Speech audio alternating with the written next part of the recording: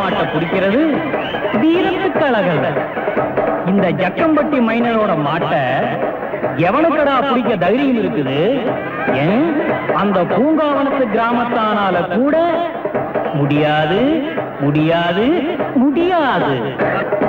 ஏன்னா நான் என் மாட்டோட கொம்புல விஷம் தடவி இருக்கிறேன். விஷம்.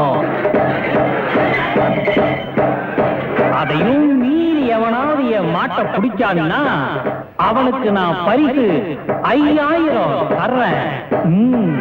500. தமிழ் தெரிஞ்சவங்களுக்கு தமிழ்ல சொல்றேன் 5000. இங்கிலீஷ் படிச்ச மேதாவிகளுக்கு சொல்றேன் 500. மறுபடியும் சத்தம் போட்டு சொல்றேன், என் மாட்டை பிடிக்கிறவனுக்கு 5000. யோ நிறுத்தியா, நீ தமிழ்ல சொல்றீல ரூபாய், அதுக்கு இங்கிலீஷ்ல சொல்றது தப்பியா? அப்ப தம்பி நான் தமிழ்லயே சொல்றேன், நீ இங்கிலீஷ்ல சொல்லு. சொல்லு, நான் சொல்றேன். 5000.